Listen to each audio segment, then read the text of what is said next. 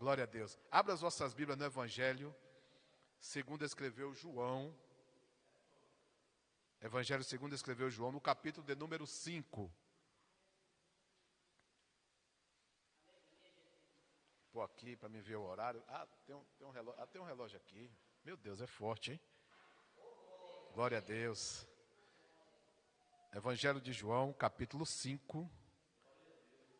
Vamos ler alguns versículos aqui, irmãos, que diz assim: depois disto, havia uma festa entre os judeus, e Jesus subindo a Jerusalém. Ora, em Jerusalém, há próximo à porta das ovelhas, um tanque chamado em hebreu Betesda, o qual tem 5 alpendres. Neste jazia grande multidão de enfermos, cegos, mancos, ressecados, esperando o movimento das águas. Porque um anjo descia em certo tempo ao tanque e agitava a água assim.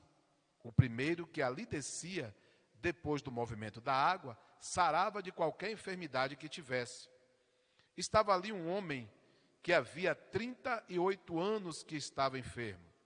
E Jesus, vendo este deitado, sabendo que estava neste estado há muito tempo, disse-lhe: queres ficar são? O enfermo respondeu-lhe: Senhor, não tenho um homem algum que, quando a água se agita, me ponha no tanque, mas enquanto eu vou, desce outro antes de mim. E disse-lhe: levanta-te, toma o teu leito e anda. E logo o homem ficou são, e tomou o seu leito e andava, e aquele dia era sábado. Depois os judeus disseram àquele que tinha sido curado: é sábado, e não te é lícito levar o leito. E ele respondeu: aquele que me curou, ele próprio disse: toma o teu leito e anda. E perguntaram-lhe, pois, quem é este homem que te disse: toma o teu leito e anda? E o que fora curado não sabia quem era, porque Jesus já se havia retirado.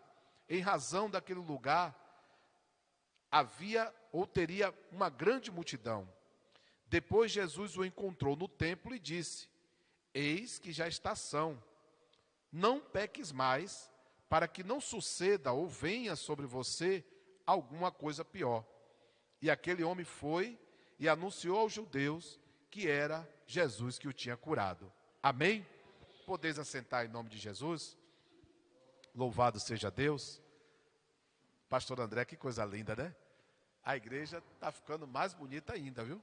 E vai ficar mais bonita ainda, né, irmãos? Primeiro que cheio de membro de irmãos bonitos aqui, não é verdade? Louvado seja Deus. E no físico está ficando mais bonito ainda, né, pastor André? Louvado seja Deus, que coisa linda. Irmãos, nós abrimos aqui a nossa Bíblia no Evangelho, que para os estudiosos é o último dos evangelhos. Escrito no primeiro século, o evangelista João, ele traz a sua escrita diferenciada dos outros evangelhos, que é denominado de sinóticos, que é o evangelho de Mateus, Marcos e Lucas, porque são evangelhos que trazem as mesmas aparências, as mesmas escritas e alguns milagres parecidos uns para com os outros. Então é chamado de evangelhos sinóticos. Porém, o evangelho de João, ele traz poucos milagres, porém muita fala, muita palavra. E o que é que eu aprendo aqui? Que os outros evangelhos, não desfazendo, não desmerecendo, ele traz muito milagre e pouca palavra. Então eu entendo que, quando João, ele começa a se expressar no capítulo 5, ele traz aqui o terceiro milagre registrado no seu evangelho. Depois nós vamos ver no capítulo 6 o quarto milagre, no mesmo capítulo 6 o quinto, depois vamos para o 9, enfim. Ele traz poucos milagres, porém, ele traz muita, irmã Daniela, fala, palavra. O que é que eu aprendo aqui? Que nos outros evangelhos, as pessoas iam atrás de milagres. Eram pessoas que não paravam em lugar nenhum. Tinha um milagre e estava ali, em busca de milagre, mas não tinha palavra. Então vocês podem observar que no dia de hoje, o que tem de gente em busca de milagre, mas vão poucos que permanecem na palavra. Um exemplo, Jesus, quando ele saíra, ele disse, olha, vamos para um lugar, para o outro lado da margem. Aí os discípulos disseram, mestre, o lugar é deserto e a hora é avançada. Não tem mais onde comprar pão, onde comprar peixe. Como vamos alimentar a multidão? Porque o povo só ia em busca de quê? De milagre e de algo para se beneficiar, de algo para o seu bel prazer. Mas a palavra ele não queria. O que é que eu aprendo? Aleluia. Esses que vão em busca de milagre, em busca de cura, está errado? Não, mas são pessoas que não se firmam na palavra. O crente é esse que senta para ouvir, senta para se alimentar, senta para se fortalecer na palavra. E o evangelista João, ele faz isso. Ele pega, aleluia, no evangelho, ele mostra poucos milagres de Jesus, porém, ele mostra que a palavra tem poder que nem um milagre. Aleluia. E aprendemos aqui que este homem, este oficial, apenas uma palavra. O primeiro ministério público de Jesus foi quando ele transformou a água em vinho. Esse mesmo João, ele narra aqui no capítulo número 2. Assim que Jesus ele é batizado, Pedro e André vai até João Batista e depois ele mostra para ele a quem ele deve seguir. Olha lá, aquele que você deve seguir. Daí por diante, Jesus começa a granjear os seus primeiros discípulos. E daí ele é convidado para umas bodas, que é o casamento. Ali acontece o primeiro milagre do ministério público de Jesus. E vendo isso, o evangelista João, ele narra também o milagre do oficial. Agora observe, Jesus, ele realizou o milagre, mas através da palavra. Aquele homem chegou para ele, olha, o meu servo está enfermo, e ele mostrou tanta fé para Cristo, que apenas uma palavra disse assim, olha, vai. Ele não foi na casa dele, mas ele disse uma palavra, vai, teu servo está curado. A ponto de Jesus olhar para ele, e ele dizer, olha, eu tenho milhares de homens, eu tenho vários homens que me obedecem, eu tenho um comando que me ouve a minha voz, mas sobre a tua palavra eu irei. Olha o poder que tem a palavra. Olha o poder da palavra de Deus, transformadora, libertadora, a palavra que cura. E hoje nós temos andado por aí, temos visto pessoas que só vão em busca de milagre. Liga a televisão, está no canal 6, está um homem que chega para de olheira, que nem dorme mais, está a noite toda ali, a madrugada toda, enganando o povo, enrolando o povo, e o povo ainda está atrás daquele povo. Mas a palavra, ninguém quer se aproximar dela.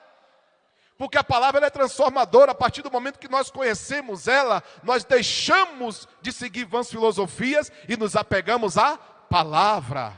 Aleluia.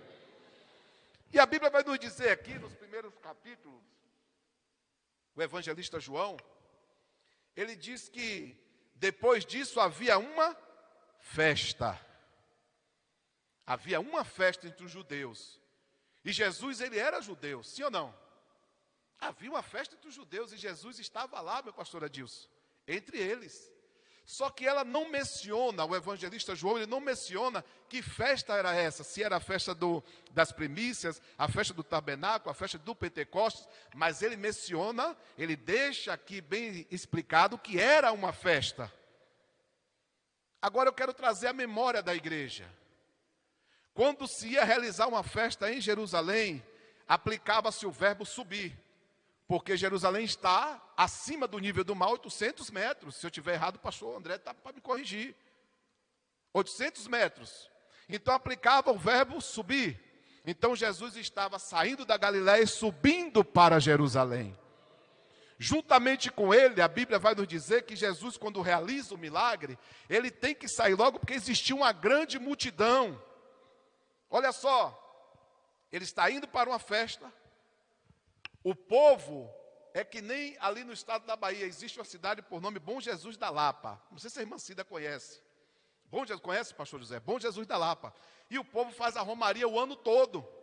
Ele granjeia, pastor André, o dinheiro, ele ajunta aquelas economias, ele e ela, e faz aquela romaria. É chamado de romeiros. Ele põe um chapéuzinho branco na cabeça com a fita verde. Muitos antigamente iam de caminhão, chamado pau de arara, não era assim que chamava?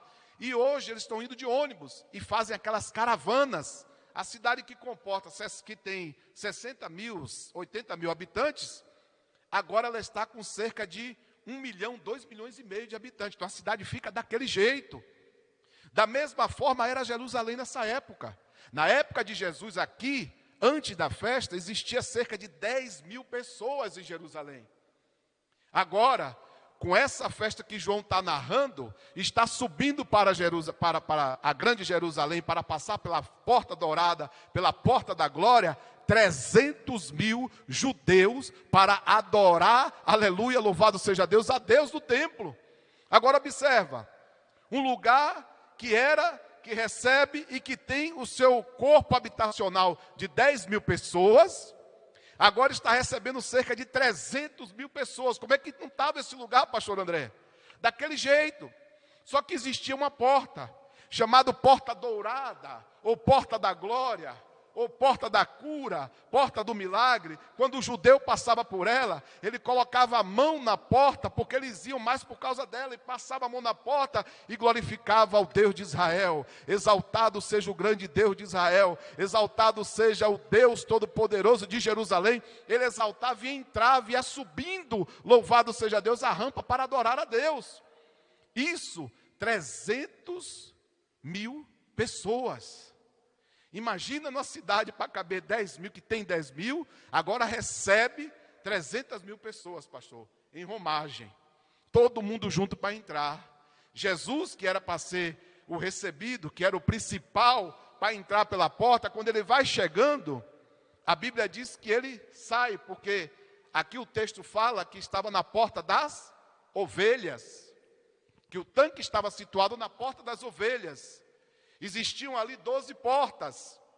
Só que Jesus, ele como rei, poderia entrar e dizer: eu vou entrar pela porta dourada, que é na minha homenagem, por ser rei do judeu.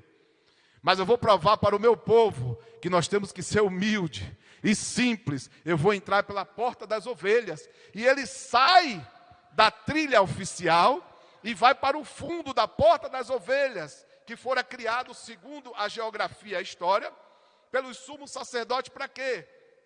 Quando as ovelhas entravam, ele pegava as ovelhas, olhava no tanque, levantava a ovelha, e ali, através da água, ele percebia se a ovelha, a lã, tinha algum defeito, tinha alguma mancha, tinha algum ferimento. Através dele molhar ela na porta das ovelhas, ele sabia da qualidade da ovelha, se podia ser sacrificada ou não. Por isso era chamado Porta das Ovelhas. E Jesus agora passa por esse sacrifício, passa por essa porta, porque a multidão só queria o quê? Glamour. A multidão só queria o melhor. Vou passar pelo melhor lugar agora. Vou tirar a foto aqui na porta do dourado, na porta da glória de Deus, na porta do poder. Não. Jesus procurou entrar pela porta das ovelhas, pelo caminho estreito, informando que ali há salvação, que ali há libertação. E ele vai e entra. Quando ele entra pela porta das ovelhas, ele se depara com um tanque, ao qual nós lemos aqui agora. Um tanque denominado de Betesda, que quer dizer casa de misericórdia. Muitos procurando glamour, muitos procurando porta de ouro. Jesus queria misericórdia. Jesus queria enviar misericórdia.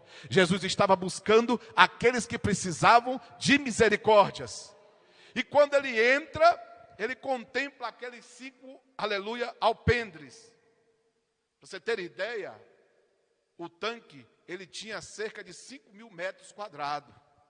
E os alpendres ao qual as pessoas ficavam, porque era muita gente, o texto diz que a grande multidão, por isso ele teve que se retirar. Olha só, 5 alpendres, lotado. Jesus entra. E no meio da multidão, ele vê alguém diferente, que precisava de mais misericórdia do que os outros. Tinha muita gente, porque, segundo a história, diz que de vez em quando aparecia um anjo e movia as águas, agitava a água. E o primeiro que se jogasse na água, recebia um milagre, recebia cura. Porém, este que estava acamado, ele procurava, mas não conseguia, porque quando a água agitava, outra pessoa pulava na frente dele. Então ele ficava ali ansioso, esperando uma nova oportunidade. Ei, através da palavra, tem milagre para você hoje, nesta noite, louvado seja Deus. Não espera o tanque se agitar, não espera o anjo ter que descer para te curar. Através desta palavra, Deus vai curar crente neste lugar, louvado seja Deus, aleluia. Aí Jesus entra na casa de misericórdia. Aleluia. Ele entra na casa de misericórdia e encontra aquela multidão, quem sabe um por cima do outro, pastor André, um tentando, louvado seja Deus, atravessar o outro, porque é assim a nossa vida. Você está ali, se você puder se beneficiar primeiro, você vai, o outro você dá uma cotovelada e fica para trás. Eu estava vindo com um rapaz e nós estávamos conversando, e ele falou sobre essa situação de algumas pessoas. Ele estava citando a vida dele, conversando ali no carro, a gente veio batendo um papo, e ele disse que foi ajudar uma pessoa, a pessoa foi e se beneficiou na frente dele, e ele perdeu o carro por isso, e hoje Deus abençoou que ele está com outro carro, mas ele já perdeu muitas coisas por tentar ajudar e a pessoa ultrapassar. Então isso, irmão, é do homem, é do ser humano, querer sempre estar à frente do outro, querer sempre estar ultrapassando, nunca quer dividir. Agora observe, Jesus entra pela porta das ovelhas, contempla o tanque de Betesda, contempla a multidão aflita, contempla a casa de misericórdia, porque o tanque era chamado também de piscina de ovelhas, por essa situação que eu falei para os irmãos, que tinha que molhar a ovelha para ver o defeito.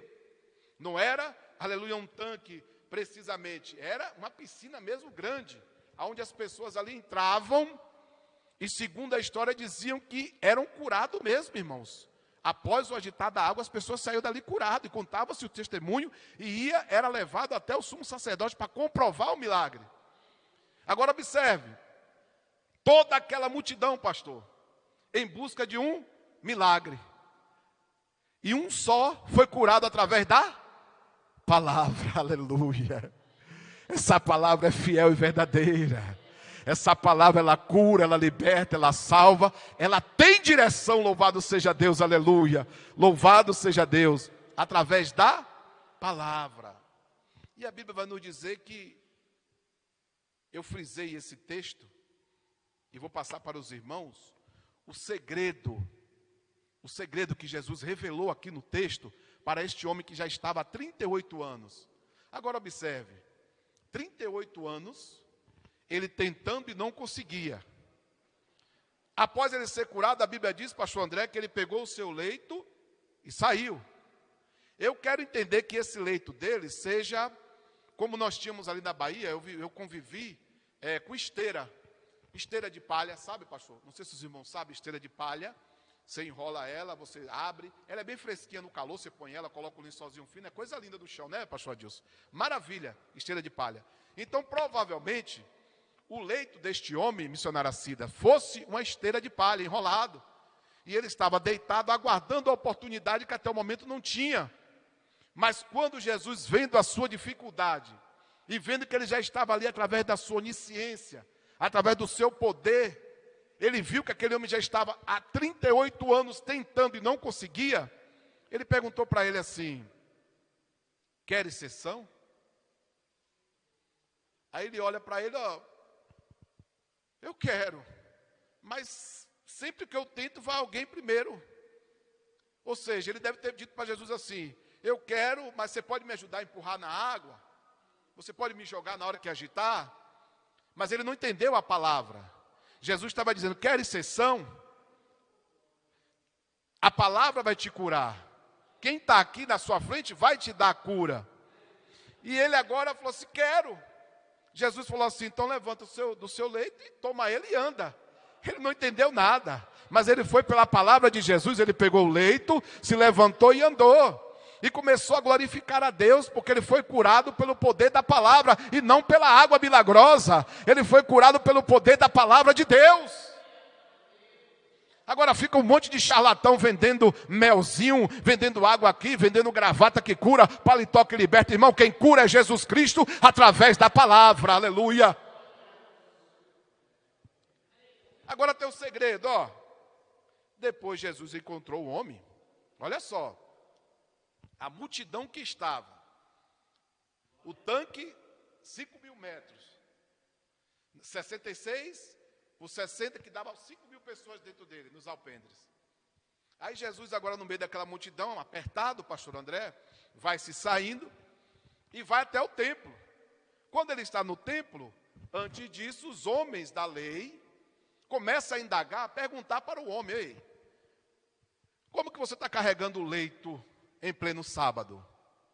Aí ele: olha, o homem que me curou, que mandou eu carregar. Aleluia. Ele é maior que a lei, ele é maior que o sábado, ele tem poder, louvado seja Deus, e a palavra dele me curou, vou carregar o leito. Aleluia. Só que para o judeu, no dia de sábado, você carregar o seu próprio leito é trabalho. Curar no sábado é trabalho para o judeu. Então, por isso que não era permitido curar no sábado. Então, tão somente carregar o leito também era repreendido. Você não podia. E agora ele vê o homem curado no sábado e carregando o seu leito também no sábado, louvado seja Deus. Porque quem o curou é o dono da palavra e o dono do sábado. Agora olha o segredo. Jesus, vendo ele, no versículo 14, disse assim: depois Jesus encontrou no templo e disse-lhe: eis que já está são. Observe que Jesus fala para ele: ó, percebi que você já está bem. A palavra são quer dizer, você já está são, já está pronto, já está ótimo. Percebi que você está são. E disse-lhe: não peques mais. Ó, são ele usa de ponto e vírgula, não peques mais ele usa de uma vírgula. Observe que daqui agora vem o ingrediente para aquele homem seguir a vida de vitória. Primeiro ele diz: você está são, não peques mais, mas para que não se suceda ou venha coisa pior, não peques mais. Jesus falou para aquela mulher do fluxo de sangue: cadê os teus acusadores? Aleluia. Eu não estou vendo ninguém aqui. Aí ela olhou, não tinha ninguém. Ele disse: vai, mas tem um segredo, não peques mais. Mas observe que ele usa também um verbo ver. Ele diz: vai, e não peque mais. Para o homem, ele usa primeiro o não. Observe que Jesus, ele conhece a minha e a tua vida. Ele sabia, louvado seja Deus, por que aquela doença sobreveio naquele homem. E por que ele estava passando aquela prova, aquela luta, assim como eu e você, ele sabe dos meus e dos teus problemas. Porém, louvado seja Deus, a causa do pecado, ele tem destruído, ele tem levado a muitas pessoas a se adoecerem, aleluia, a sofrerem na carne, irmão, na doença mesmo, na carne, por consequência do pecado. Aí Jesus escreve aqui para ele, tem um segredo. Para a mulher eu falei: vai, não peques mais, vai. Ou seja, estou te dando mais uma oportunidade. Se pecar, tem mais uma. A você não. Observe que o texto diz assim, ó: não peques mais, para que não de novo se venha ou sobrevenha sobre ti uma coisa pior. E o pior, o que seria isso, irmão Nery? Pior do que ele já tinha passado. 38 anos ali, para tentar ser curado e não conseguia. O que seria pior a não ser a morte? De que se queixa o homem? Dos seus próprios pecados. A palavra pecado no original quer dizer errar o alvo.